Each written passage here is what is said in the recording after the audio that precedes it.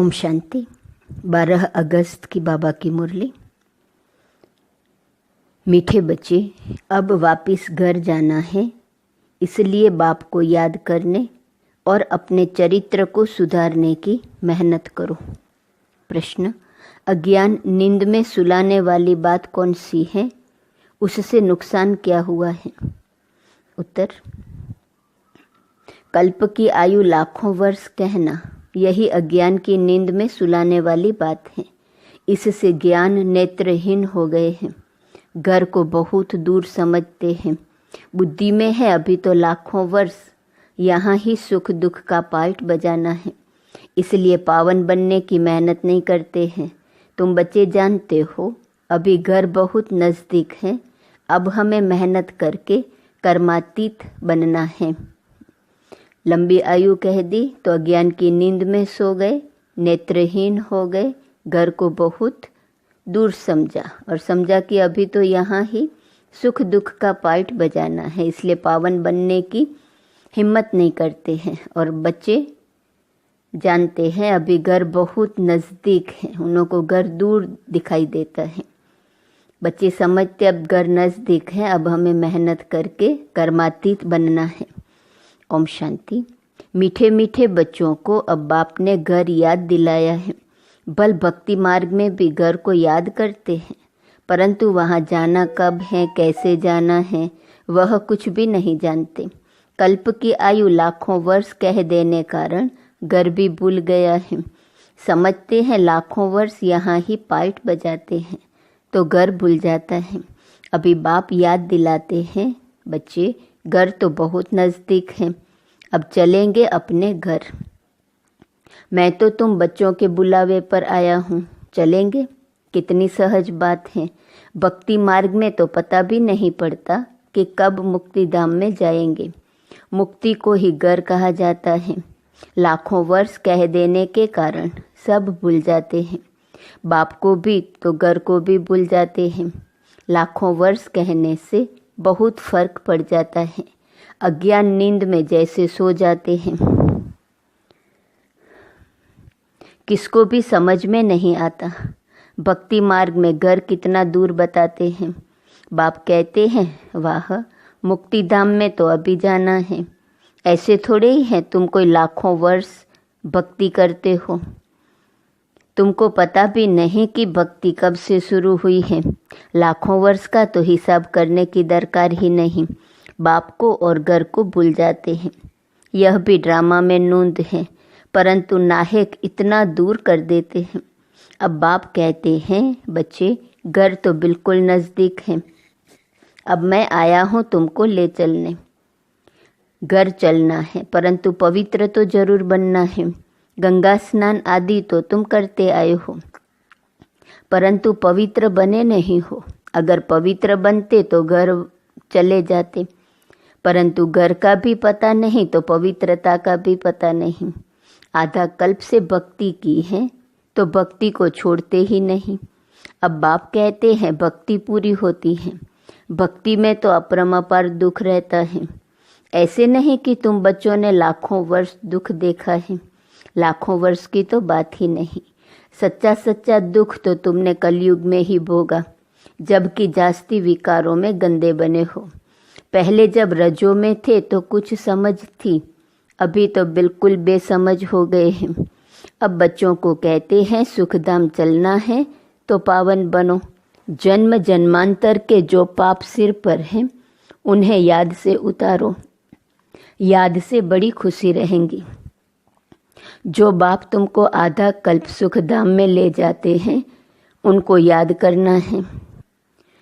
बाप कहते हैं तुमको ऐसा अर्थात लक्ष्मी नारायण जैसा बनना है, तो एक तो पवित्र बनो और चरित्र सुधारो। विकारों को कहा जाता है भूत। लोभ का भी भूत कम नहीं है, यह भूत बहुत अशुद्ध है, मनुष्य को एकदम गंदा बना देते हैं। लोभ भी बहुत पाप कराता है। 5 विकार बहुत कड़े भूत हैं, इन सब को छोड़ना है। लोभ को छोड़ना भी ऐसा मुश्किल है जैसे काम को छोड़ना मुश्किल है। छोड़ते ही नहीं। सारी आयु बाप समझाते आए हैं तो भी मोह की रग जुटी हुई रहती है। क्रोध भी मुश्किल छूटता है। कहते हैं बच्चों पर क्रोध आता है, नाम तो क्रोध का लेते हैं ना। कोई भी भूत न आए, उन पर विजय पानी है। बाप कहते हैं जब तक मैं हूँ तब तक तुम पुरुषार्थ करते रहो। बाप कितना वर्ष रहेंगे? बाप इतने वर्षों से बैठ समझाते हैं, अच्छा ही टाइम देते हैं। सृष्टि चक्र को जानना तो बहुत सहज है। 7 दिन में सारा ज्ञान बुद्धि में आ जाता है। बाकी जन्म जन्मांतर के पाप कटने में देरी लगती है, यही मुश्किलात हैं। उसके लिए बाबा टाइम देते हैं। माया का अपोजिशन बहुत होता है, एकदम भुला देती है। यहाँ बैठते हैं तो सारा समय याद में थोड़े ही बैठते हैं, बहुत तरफ बुद्धि चली जाती है। इसलिए टाइम देना है, मेहनत कर कर्मातीत अवस्था को पाना है। पढ़ाई तो बहुत सहज है। सेंसिबल बच्चा हो तो 7 रोज में सारा ज्ञान समझ ले कि यह 84 का चक्र कैसे फिरता है। बाकी पवित्र बनने में है मेहनत। इस पर कितने हंगामे होते हैं। समझते हैं बात तो राइट है। हम ग्लानि करते थे कि ये ब्रह्मा कुमारियाँ भाई बहन बनाती हैं, परंतु बात तो बरोबर राइट है। जब तक हम प्रजापिता ब्रह्मा के बच्चे नहीं बने हैं तब तक पवित्र कैसे रह सकेंगे? क्रिमिनल आई से सिविल आई कैसे बन सकती है? यह युक्ति बड़ी अच्छी है। हम ब्रह्मा कुमार कुमारियाँ हैं तो भाई बहन हो गए। इसमें बड़ी मदद मिलती है सिविल आई बनाने में। ब्रह्मा का कर्तव्य भी है ना, ब्रह्मा द्वारा देवी देवता धर्म की स्थापना अथवा मनुष्य को देवता बनाना। बाप आते ही हैं पुरुषोत्तम संगम युग पर, तो समझाने की कितनी मेहनत करनी पड़ती है। बाप का परिचय देने के लिए ही सेंटर्स खोले जाते हैं। बेहद के बाप से बेहद का वर्षा लेना है। भगवान तो है निराकार। श्री कृष्ण तो देहधारी हैं, उनको भगवान कह नहीं सकते। कहते भी हैं भगवान आकर भक्ति का फल देंगे, परंतु भगवान का परिचय नहीं है। कितना तुम समझाते हो फिर भी समझते नहीं। देहधारी तो पुनर्जन्म में आते हैं जरूर, अब उनसे वर्षा मिल न सके। आत्माओं को एक परमपिता परमात्मा से वर्षा मिलता है। मनुष्य को जीवन मुक्ति दे न सके। यह वर्षा पाने के लिए तुम बच्चे पुरुषार्थ कर रहे हो। उस बाप को पाने के लिए तुम कितना भटकते थे। पहले तो सिर्फ एक शिव की पूजा करते थे और कोई तरफ नहीं जाते थे, वह भी अव्यभिचारी भक्ति। औरों के मंदिर आदि इतने नहीं थे। अभी तो ढेर चित्र हैं, मंदिर आदि बनाते हैं। भक्ति मार्ग में तुमको कितनी मेहनत करनी पड़ती है। तुम जानते हो शास्त्रों में कोई गति सदगति का रहस्य नहीं है, वह तो एक बाप ही बताते हैं। गति सदगति का रास्ता नहीं है, वह तो एक बाप ही बताते हैं। भक्ति मार्ग में कितने मंदिर बनाते रहते हैं। वास्तव में मंदिर सिर्फ होते हैं देवी देवताओं के, और कोई मनुष्य का मंदिर बनता नहीं, क्योंकि मनुष्य तो है पतित। पतित मनुष्य पावन देवताओं की पूजा करते हैं। बल है वह भी मनुष्य, परंतु उनमें दैवी गुण हैं। जिनमें दैवी गुण नहीं है वह उनकी पूजा करते हैं। तुम खुद ही पूज्य थे, फिर पुजारी बने हो। मनुष्य की भक्ति करना यह 5 तत्वों की भक्ति करना है। शरीर तो 5 तत्वों का बना हुआ है। अब बच्चों को मुक्ति धाम में चलना है, जिसके लिए इतनी भक्ति की है। अब अपने साथ ले चलता हूँ। तुम सतयुग में चले जाएंगे। बाप आए ही हैं पतित दुनिया से पावन दुनिया में ले चलने। पावन दुनिया है ही 2, मुक्ति और जीवन मुक्ति। बाप कहते हैं मीठे मीठे बच्चों, मैं कल्प कल्प संगम युग पर आता हूँ। तुम भक्ति मार्ग में कितने दुख उठाते हो। गीत भी है न, चारों तरफ लगाए फेरे, फिर भी हरदम दूर रहे। दूर रहे किससे? बाप से। बाप को ढूंढने के लिए जन्म बाय जन्म फेरे लगाए, परंतु फिर भी बाप से दूर रहे। इसलिए बुलाते हैं, हे पतित पावन आओ, आकर पावन बनाओ, बाप के सिवाय और कोई बना न सके। तो यह खेल ही 5000 वर्ष का है। ड्रामा अनुसार हर एक पुरुषार्थ करते हैं, जिस प्रकार कल्प पहले किया है उस अनुसार ही राजधानी की स्थापना हो रही है। सब एक जैसा तो नहीं पढ़ेंगे। यह पाठशाला है न, राजयोग की पढ़ाई है। जो देवी देवता धर्म के होंगे वह निकल आएंगे। मूल वतन में भी जो संख्या है वह एक्यूरेट होंगी, कम जास्ती नहीं। नाटक में एक्टर्स का अंदाज बिल्कुल पूरा है, परंतु समझ नहीं सकते। जितने भी हैं उतने एक्यूरेट हैं, फिर भी वह आकर पार्ट बजाएंगे। फिर तुम आते हो नई दुनिया में, बाकी सब वहाँ चले जाएंगे। अभी कोई गिनती करे तो कर सकते हैं। अभी बाप तुमको बहुत गुह्य गुह्य पॉइंट्स बताते हैं। शुरू की और अभी की समझाने में कितना फ़र्क है। पढ़ाई में टाइम लगता है, फट से कोई ICS नहीं बन जाएंगे। नंबरवार पढ़ाई होती है। बाप कितना सहज कर समझाते हैं, जो मनुष्यों की बुद्धि में सहज बैठ सके। दिन प्रतिदिन नई नई पॉइंट समझाते रहते हैं। अब बाप कहते हैं, मुझ पतित पावन बाप को बुलाया है, मैं आया हूँ तो तुम पावन बनो न। अपने को आत्मा समझ मामेकम याद करो तो तुम सतो प्रधान बन जाएंगे। फिर यहाँ आना पड़ेगा पाल्ट बजाने। बाप कहते हैं आत्मा पतित बनी है, इसलिए पतित पावन बाप को याद करते हैं पावन बनने के लिए। कितना वंडर है, इतनी छोटी सी आत्मा कितना पाल्ट बजाती है। इसको कुदरत कहा जाता है, उनको देखा नहीं जाता है। कोई कहते हैं हम परमात्मा का साक्षात्कार करें। बाप कहते इतनी छोटी बिंदी का तुम साक्षात्कार क्या करेंगे। मैं जानने लायक हूँ, बाकी देखना तो मुश्किल है। आत्मा को यह सब कर्मेंद्रियाँ मिली हुई हैं पाल्ट बजाने के लिए। कितना पाल्ट बजाती हैं, वंडर है न। कभी भी आत्मा घिसती नहीं। यह है अविनाशी ड्रामा। यह अविनाशी बना बनाया है। कब बना यह पूछ नहीं सकते। इनको अनादि कहा जाता है। मनुष्यों से पूछो रावण को कब से जलाते आए हैं, शास्त्र कब से पढ़ते आए हो, तो कह देते हैं अनादि हैं। पता नहीं है, मुंजे हुए हैं न। बाप बैठ समझाते हैं हूबहू जैसे बच्चों को पढ़ाते हैं।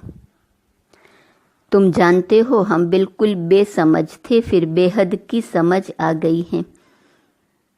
वह होती है हद की पढ़ाई, यह है बेहद की। आधा कल्प है दिन, आधा कल्प है रात। 21 जन्म तुम रिंचक भी दुख नहीं पा सकते। कहते हैं न सल तुम्हारा बाल भी बांका न हो, कोई दुख दे न सके। नाम ही है सुखधाम, यहाँ तो सुख है नहीं। मूल बात है पवित्रता की। कैरेक्टर्स अच्छे चाहिए न। बच्चों को हर बात क्लियर समझाई जाती है। नुकसान और फ़ायदा होता है न। अभी तो बाप कहते हैं फ़ायदे की बात ही छूटी, अभी तो नुकसान ही नुकसान होने का है। विनाश का समय आ रहा है, उस समय देखना क्या क्या होता है। बरसात नहीं होती है तो अनाज की कितनी महंगाई हो जाती है। बल कितना भी कहते हैं 3 वर्ष के बाद बहुत अनाज होगा, फिर भी अनाज बाहर से मंगाते रहते हैं। ऐसा समय आएगा जो एक दाना भी मिल नहीं सकेगा। इतनी आपदाएं आनी हैं, इनको ईश्वरीय आपदाएं कहते हैं। बरसात नहीं पड़ी तो अकाल जरूर पड़ेगा। सभी तत्व आदि बिगड़ने वाले हैं। बहुत जगह तो बरसात नुकसान कर देती है। तुम बच्चे जानते हो बाप आदि सनातन देवी देवता धर्म की स्थापना कर रहे हैं। तुम्हारी एम ऑब्जेक्ट है यह। फिर से तुमको नर से नारायण बनाते हैं। यह बेहद का पाठ बेहद का बाप ही पढ़ाते हैं। जो जैसा पढ़ेगा ऐसा पद पाएगा। बाप तो पुरुषार्थ कराते हैं। पुरुषार्थ कम करेंगे तो पद भी कम पाएंगे। टीचर भी स्टूडेंट को समझाएंगे न। दूसरे को जब आप समान बनाते हैं तब मालूम पड़ता है यह अच्छी रीति पढ़ते और पढ़ाते हैं। मूल है ही याद की यात्रा। सिर पर पापों का बोझा बहुत है। मुझे याद करो तो पाप भस्म हो। यह है रूहानी यात्रा। छोटे बच्चे को भी सिखलाओ कि शिव बाबा को याद करो, उनका भी हक है। यह नहीं समझेंगे कि अपने को आत्मा समझ बाप को याद करना है, नहीं, सिर्फ शिव बाबा को याद करेंगे। मेहनत करने से उनका भी कल्याण हो सकता है। अच्छा, मीठे मीठे सिकीलदे बच्चों प्रति माता पिता बाप दादा का याद, प्यार और गुड मॉर्निंग। रूहानी बाप की रूहानी बच्चों को नमस्ते, रूहानी बच्चों की रूहानी बाप को नमस्ते नमस्ते नमस्ते। धारणा के लिए सार। पहली पॉइंट, नर से नारायण पद प्राप्त करने के लिए बेहद के बाप से बेहद का पाठ पढ़कर दूसरों को पढ़ाना है। आप समान बनाने की सेवा करनी है। दूसरी पॉइंट, लोभ मोह की जो रगें हैं उनको निकालने की मेहनत करनी है। अपने चरित्र को ऐसा सुधारना है जो कोई भूत अंदर प्रवेश होने न पाए। वरदान, भगवान और भाग्य की स्मृति से औरों का भी भाग्य बनाने वाले खुशनमः खुश नसीब भव। अमृत वेले से लेकर रात तक अपने भिन्न भिन्न भाग्य को स्मृति में लाओ और यही गीत गाते रहो, वाह मेरा श्रेष्ठ भाग्य। जो भगवान और भाग्य की स्मृति में रहते हैं वही औरों को भाग्यवान बना सकते हैं। ब्राह्मण माना ही सदा भाग्यवान, सदा खुश नसीब। किसी की हिम्मत नहीं जो ब्राह्मण आत्मा की खुशी कम कर सके। हर एक खुशनुमा खुश नसीब हो। ब्राह्मण जीवन में खुशी का जाना असंभव है। बल शरीर चला जाए लेकिन खुशी जा नहीं सकती। स्लोगन, माया के झूले को छोड़ अतीन्द्रिय सुख के झूले में सदा झूलते रहो। आज का स्वमान, मैं प्रीत बुद्धि विजयी आत्मा हूँ। अव्यक्त इशारे की पॉइंट 12 अगस्त। कई बच्चे प्रीत जुटा लेते हैं लेकिन निभाते नंबरवार हैं। निभाने में लाइन बदली हो जाती है। लक्ष्य एक होता है, लक्षण दूसरे हो जाते हैं। कोई एक संबंध में भी अगर निभाने में कमी हो गई तो भी निभाने वाले की लिस्ट में नहीं आ सकते। निभाना माना निभाना, कैसी भी परिस्थिति हो, चाहे मन की, तन की या संपर्क की। लेकिन कोई आत्मा संकल्प में भी याद न आए। हर बात में पहले बाप ही याद आए, तब कहेंगे प्रीत बुद्धि विजयी। ओम शांति।